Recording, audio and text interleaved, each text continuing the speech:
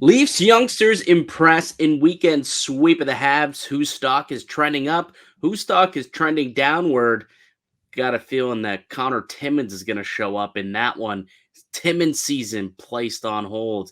All that more coming up on today's edition of the Locked On Leafs podcast, part of Locked On Podcast Network. It's your team every day. You're Locked On Maple Leafs, your daily podcast on the Toronto Maple Leafs. Part of the Locked On Podcast Network. Your team every day.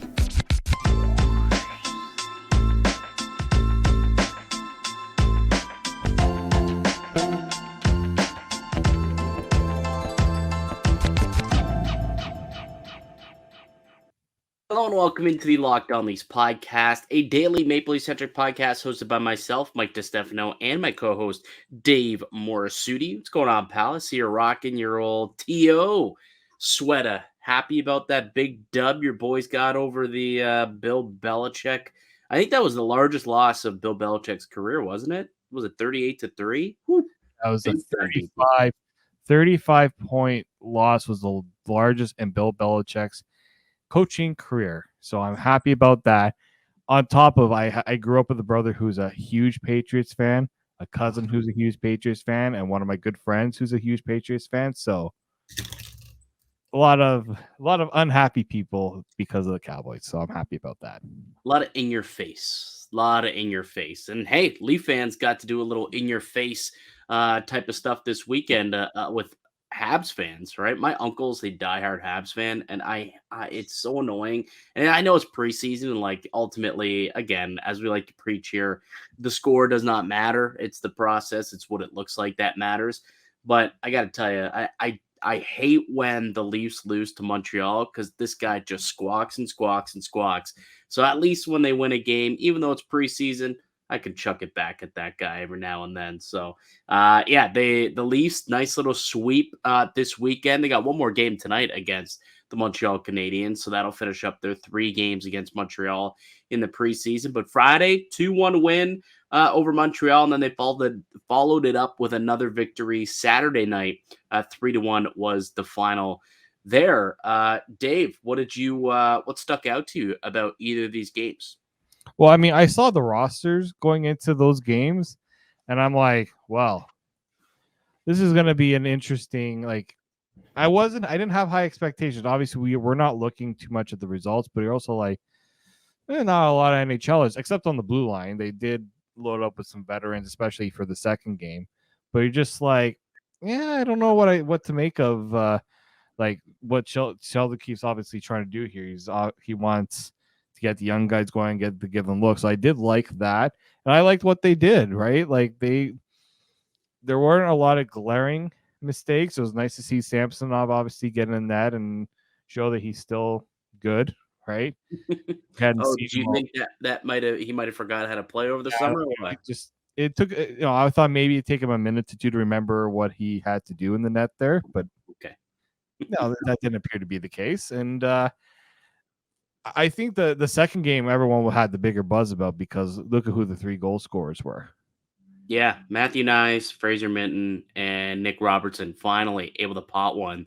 The dude's got like a bajillion shots on goal through the preseason, had yet to find the back of the net. He finally does in the Saturday game. So that's big for him. Definitely was big for him to do that because he's one of those guys that is still technically fighting for one of those final spots here on the roster. And for him to finally find the back of the net and score, they need that. He needs that. But I think, the other 2 goal scorers, Fraser Minten and Matthew Knies, those 2 in particular, I think, were the story of the weekend for the Maple Leafs. Like the 2 of them, you look at, Knies scores on both nights, a shorthanded goal, beautiful play by Fraser Minten to force the turnover to get the puck to Knies, who just makes a nice play to shoot it right past the goaltender. That was just outstanding. And then those 2 were just great in the second night as well, able to get another goal. Fraser Minten scored as well. So I thought that those 2 players in particular, Matthew Knies and Fraser Minten, probably saw their stock rise up into the, where Conor Timmins was prior to this weekend. Obviously, Connor Timmins, for those who missed the news there, he did get injured. Was it Friday's game he got injured, or like final minutes of Friday's game. yeah, so really unfortunate. We'll kind of chat more about that in just a moment. But Matthew Knies, man, like let's talk about this. Well, okay, first, let's talk Minten first. Actually, Mhm. do you think he has a shot to make this team at all, or do you think he's just being given, opportunity to showcase himself, but ultimately probably still a year away, go to the WHL, light it up down there for another season, go play at the World Junior Championships, and then come in next year and just be a force? Like, or do you think he has a legitimate opportunity if he continues to play this way to actually play his way onto this roster? I think he's going to go back to juniors, and part of the reason is for all the reasons you indicated, right? Let him go. Like last year, he wasn't the guy, right? In Kelowna, now he can go and be the guy, right? They're not exactly flush with a lot of veteran guys. He's going to be one of those veteran guys, so he has a chance to play high level minutes, as you just said. The World Juniors.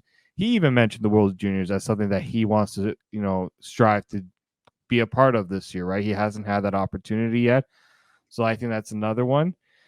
Look, he has looked great. I think the big thing about Minten is his maturity on the ice, making Yeah. smart plays, right? Maybe you want to see a little more dynamic offensive ability. It was great that he scored because that's something that's rewarding someone for how well they're playing. They usually get rewarded with those goal scoring opportunities.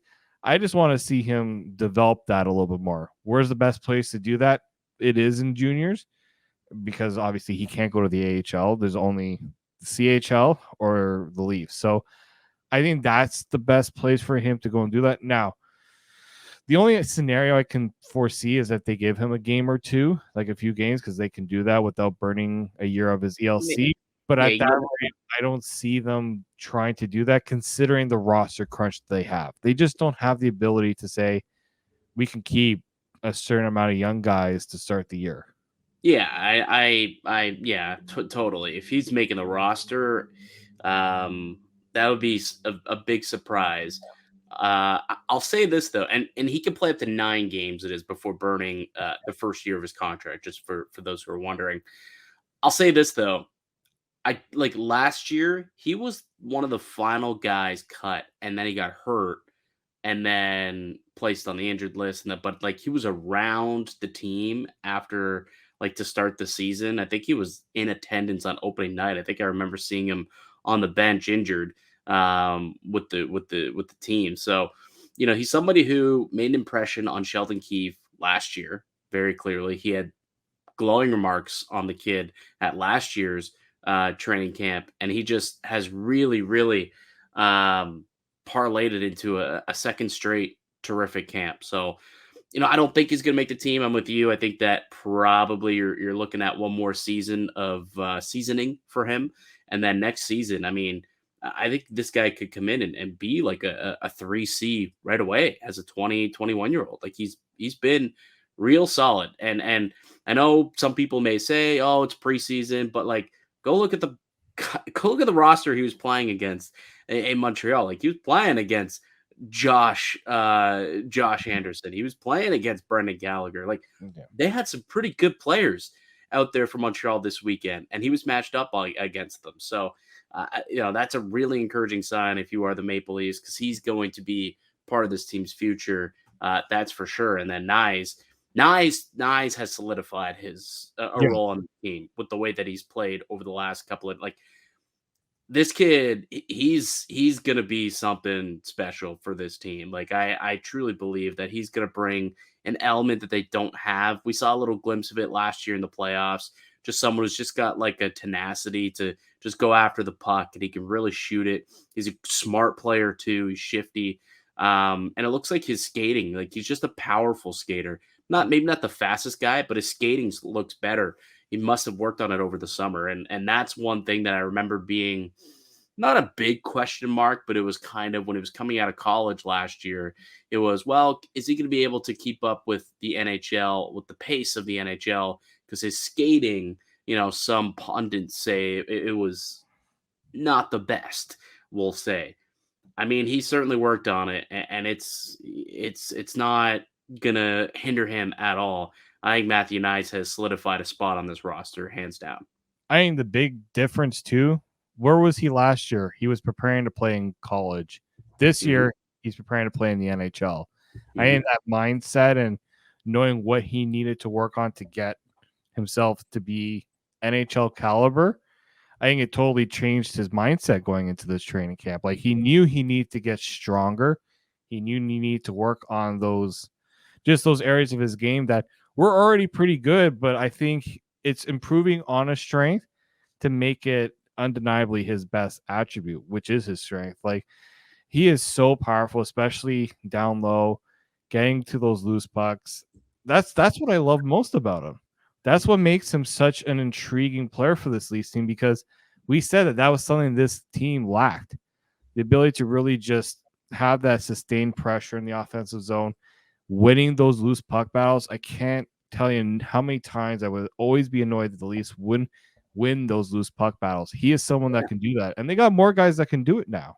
And gain an extra possession out of it, able to sustain it for one wave, 2 waves, 3 waves of pressure, right? And that's kind of how it's done, by winning these battles and just keep the defense, the opposition on the ice as long as possible and wear them down. And eventually, hopefully you find the back of the net and you score. Like that's going to be a recipe for success, obviously. And he's more than willing to put in the dirty work in the corners to try and do that and help this team.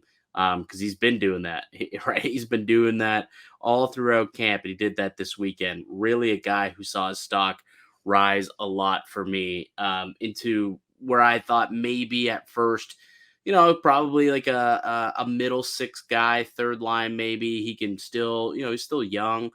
I think he's a no doubt top 6 player for this team now. Like he's going to be on a second line for this team, and he's going to be an impactful guy. Like I really, really think he's going to be a solid player for the Maple Leafs this season. All right, let's take a quick break. When we get back, we'll chat about some other players who maybe are seeing their stock trending upward, and a couple that might be seeing their stock trending downward. One of which includes Conor Timmins, who did see himself get injured this past weekend. We'll give you what we know about the situation in just a moment. But before we do, let me tell you guys about one of today's show sponsors.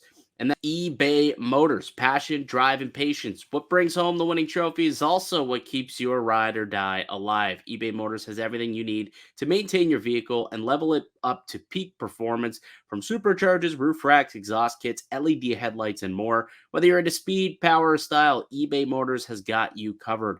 With over 122 million parts for your number one ride or die, you'll find exactly what you're looking for. And with eBay Guaranteed Fit, your part is guaranteed to fit your ride every time, or your money back. Because with eBay Motors, you're burning rubber, not cash.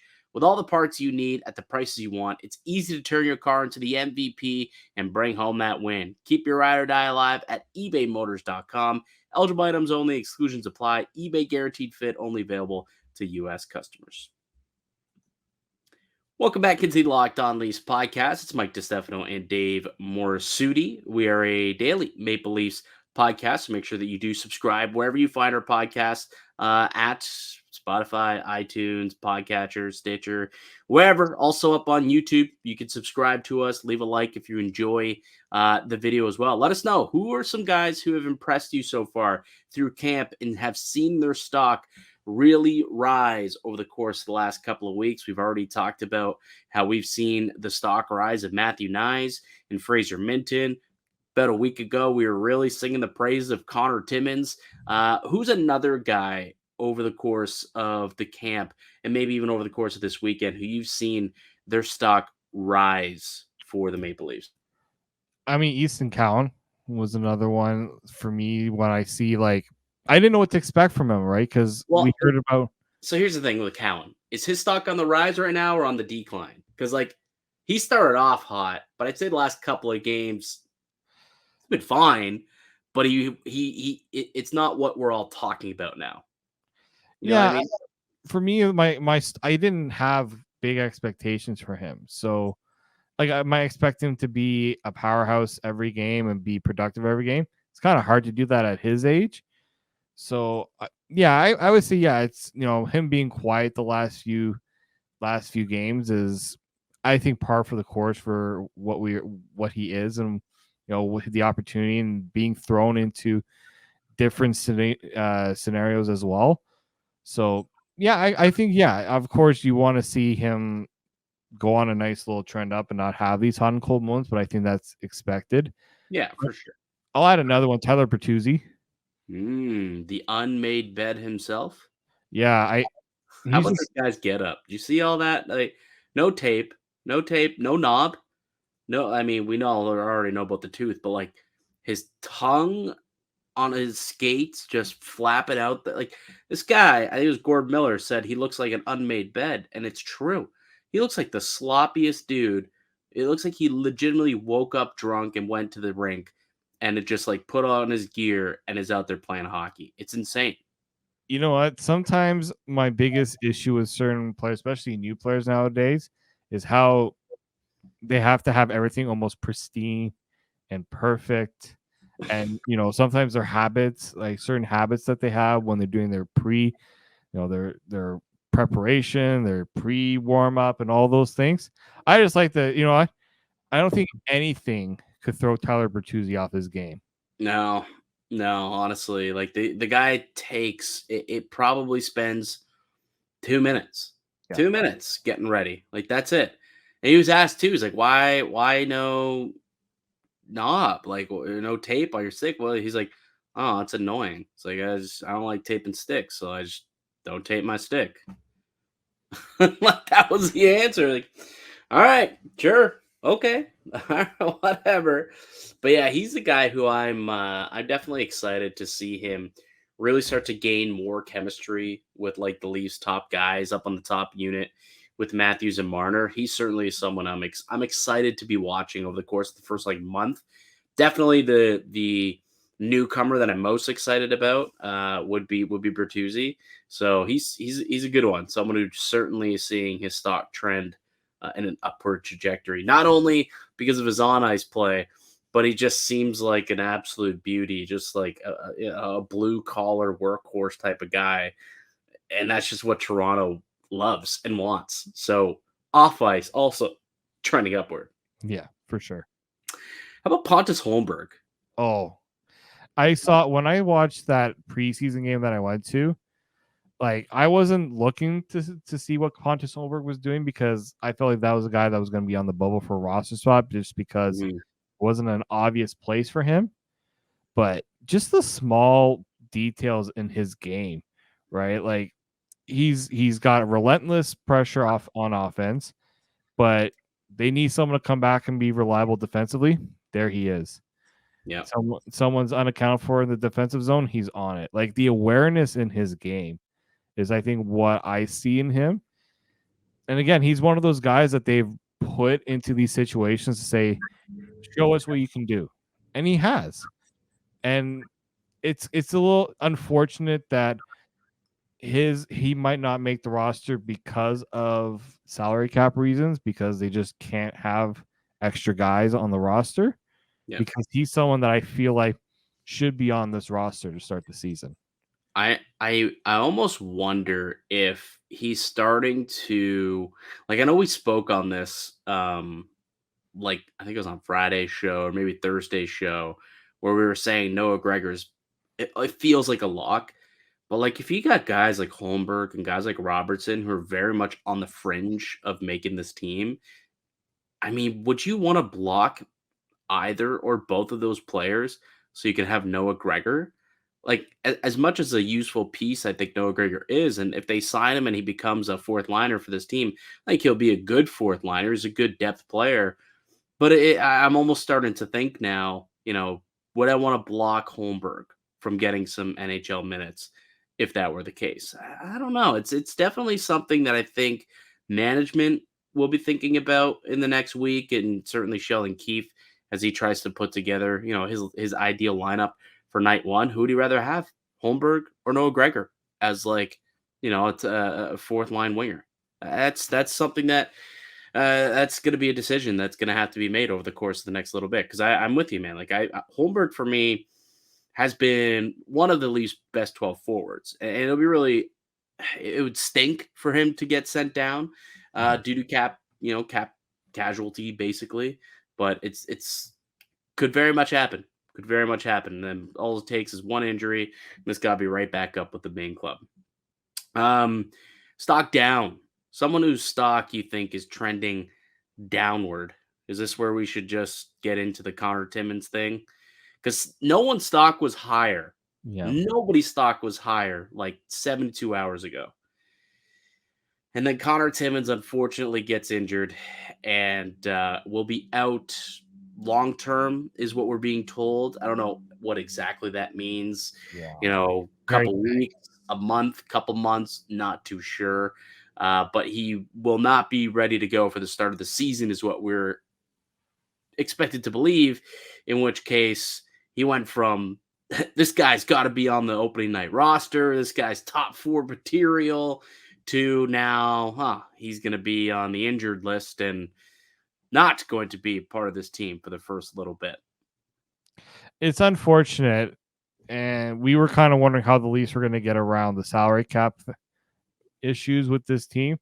Yeah. If Conor Timmins is out for as long as Sheldon Keefe, like Sheldon Keefe, when he says like he's going to be missing for a while, to me that screams at minimum a month, 2 months, right? In that range. Like, I don't see this being he's going to be out for a while. Oh, it's just like 1 week or 2 weeks. Like, that's not how I was reading that. Yeah. For me. So, yeah, that's that. I mean, unfortunately, it's not a trending down because of his play, but trending down because he wasn't able to stay healthy. And that's been his career. Like, that's unfortunately been the reason why Conor Timmins didn't flourish and become the top 4 defenseman that he was destined to be when he was drafted, so many years ago, when he was a star for Team Canada at the World Juniors. When he was with Colorado, he was considered a future top 4 guy. And, we saw a glimpse of that throughout this preseason where it's like, okay, when this guy's on the ice, good things are happening.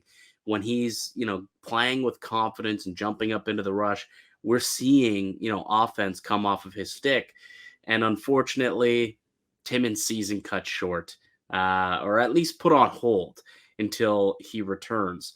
I am curious, though, Dave, like with Timmins now out long term, and maybe no timetable right now on Klingberg either, who's considered day-to-day, unsure what his situation is going to be. There is one player I'm curious how much pressure is going to be on him to perform. Why don't you take a quick break? We'll hear from one of our show sponsors, and I'll tell you who that is, and I want to get your thoughts on it on the other side. But first, Dave, tell us a little bit about our good pals at AG1. Yep. Today's episode is brought to you by AG1 by Athletic Greens. Keeping up with proper nutrition is really hard. You're busy. You're stuck at your desk. You're eating whatever you can just to get you through the day. But what if you could start your day with the ultimate daily nutritional insurance? With a single scoop of AG1 in a glass of water, you can do just that by absorbing 75 high-quality vitamins, minerals, whole food source superfoods, probiotics, and adaptogens to help start your day right. Athletic Greens was created when the founder experienced a ton of gut health issues and ended up on a complicated supplement routine to recover. It cost him $10 a day, which just isn't sustainable. He created Athletic Greens after experiencing how difficult it was to create an optimal nutrition routine on your own, all for around just $3 a day. So right now, it is time to reclaim your nutritional health. If a comprehensive solution is what you need, then try AG1 and get a free 1-year supply of vitamin D and 5 free AG1 travel packs with your first purchase. Go to drinkag1.com/NHL network. That's drinkag1.com/NHL network. Check it out.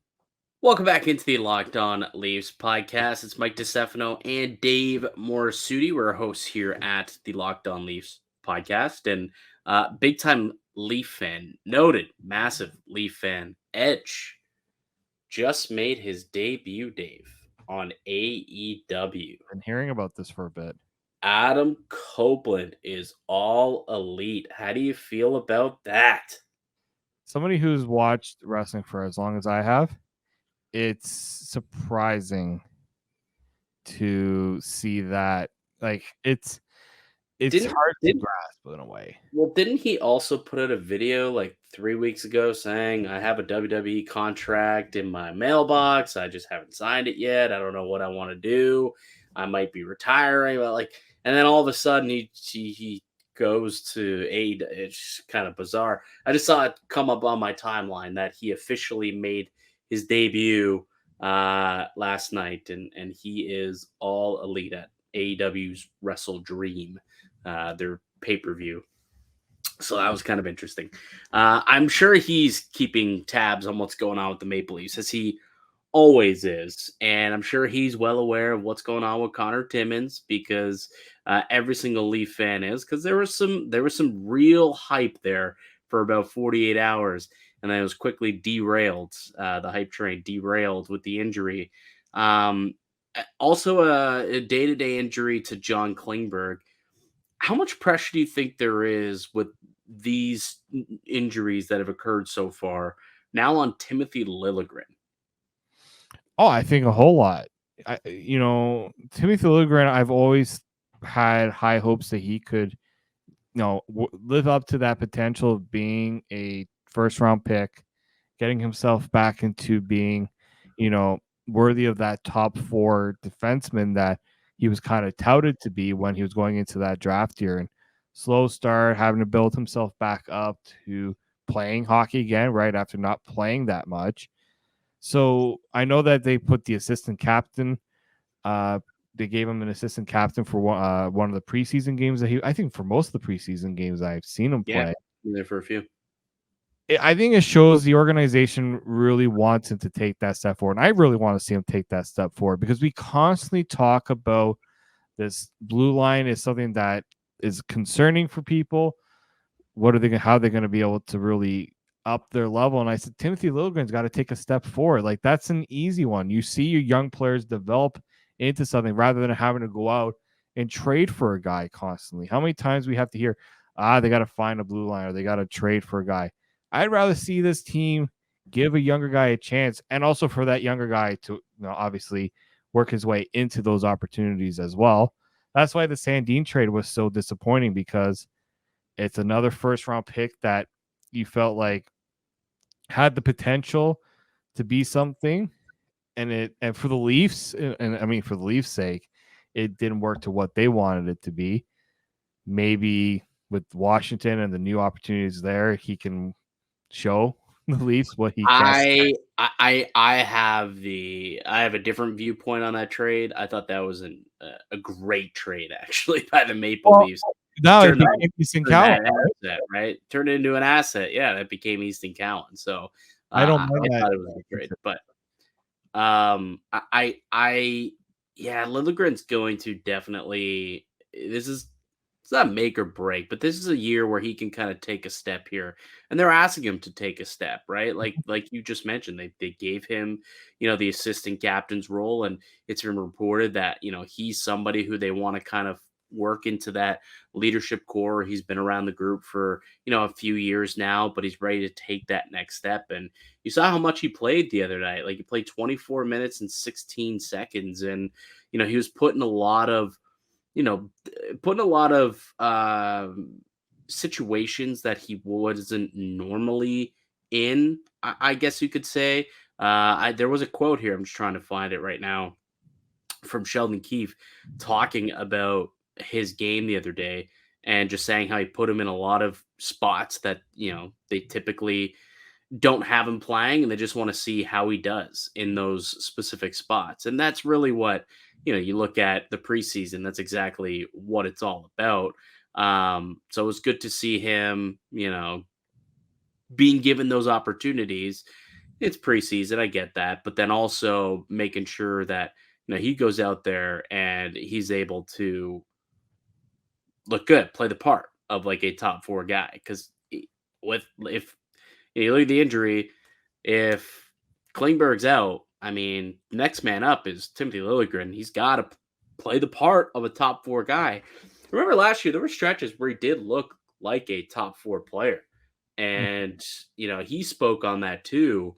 I was reading an article in The Athletic, and in a conversation that was had with Liljegren, he was talking about, last year, he said, quote, I had some good stretches last year when I was in the top 4, but then games when you lose your touch a little bit and then you get bumped down. So I have to work on my consistency and raise my floor so that my bad play is still always good, if that makes sense. Yeah, I get what you're saying there, Lils.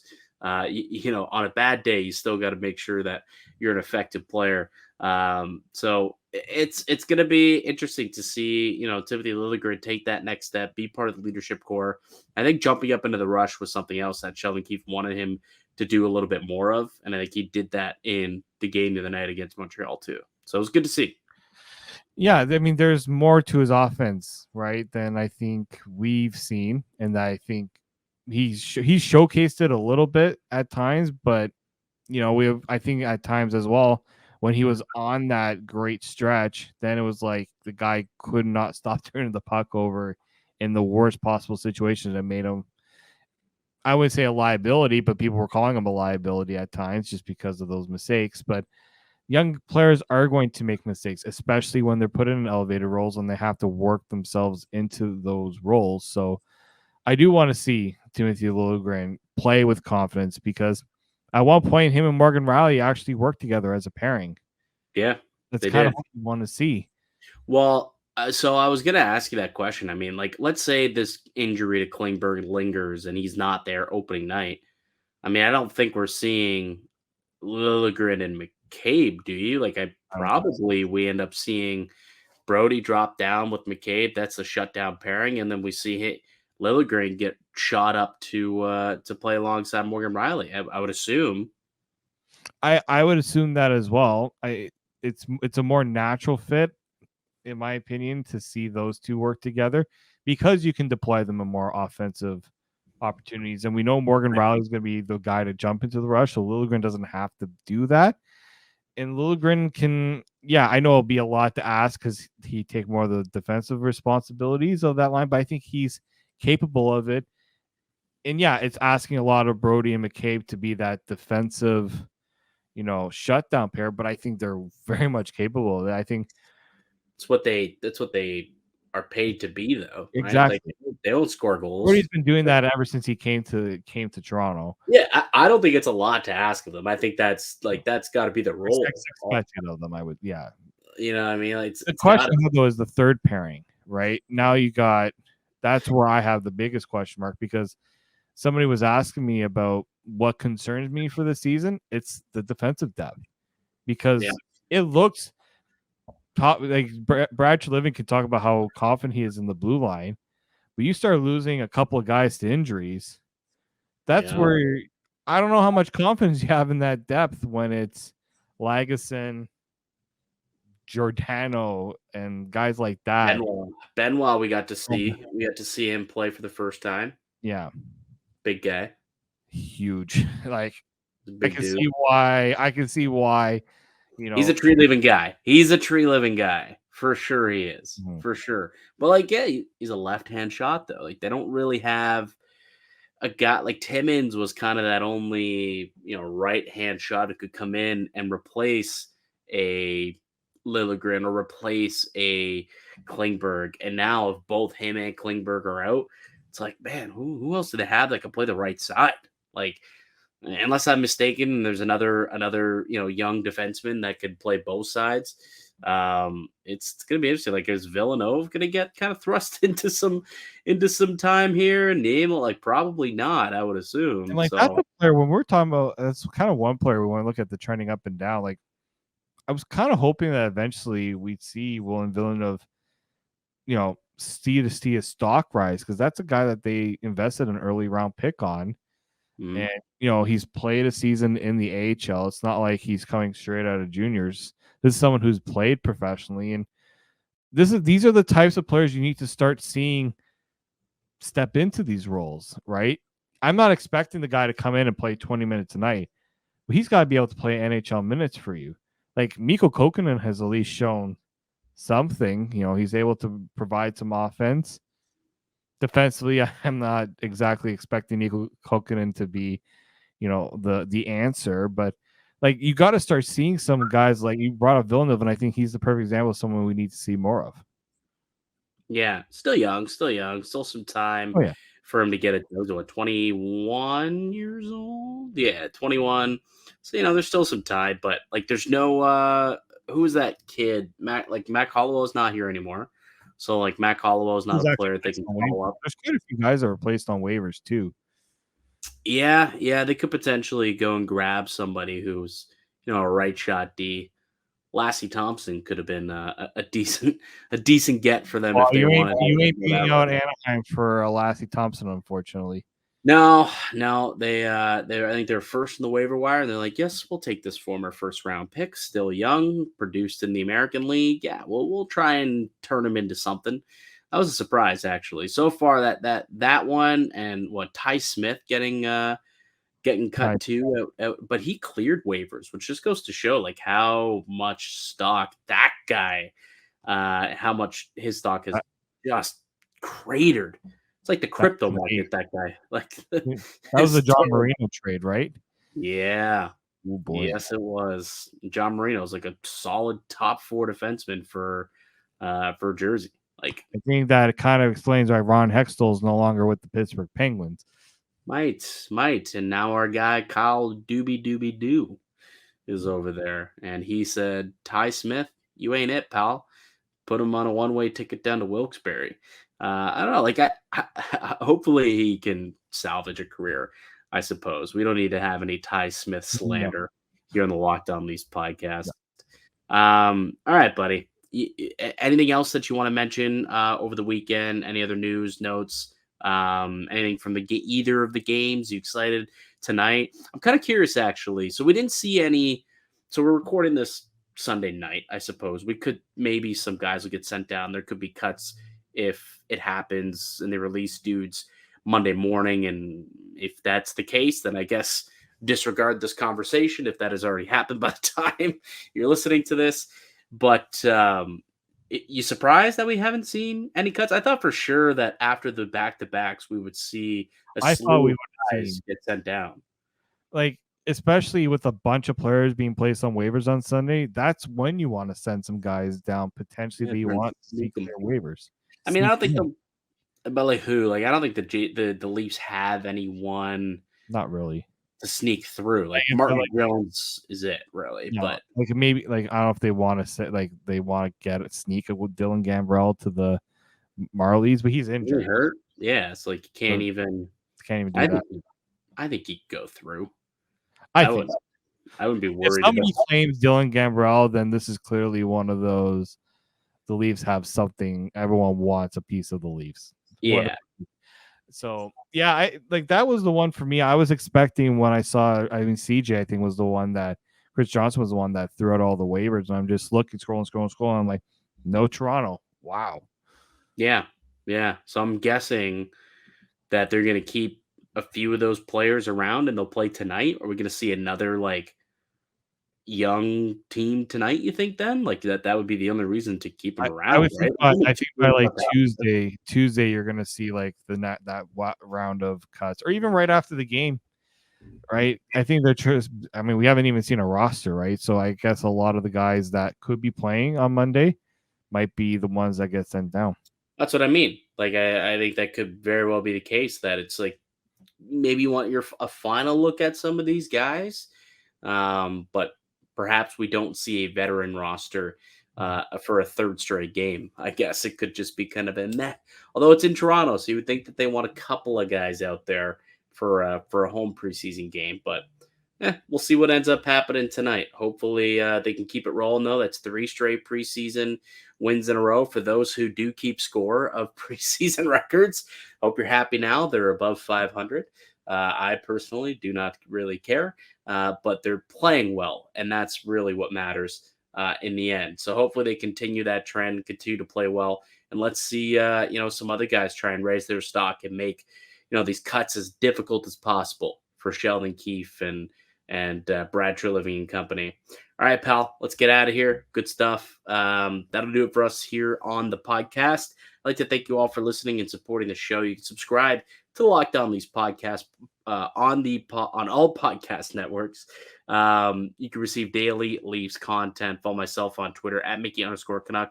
Follow Dave at D_Morassutti. The show as well at Locked On Leafs. Go ahead, leave a like on this video if you enjoyed it. Let us know down below who's trending upward and who's trending downward so far through training camp. Let us know down in the comment section or reach out to us on Twitter. We're back another episode for you guys tomorrow. Enjoy the game tonight. Puck drop 7 p.m. It's down at Scotiabank Arena. We'll be back to recap it tomorrow morning. Until then, keep it locked right here on Locked On Leafs.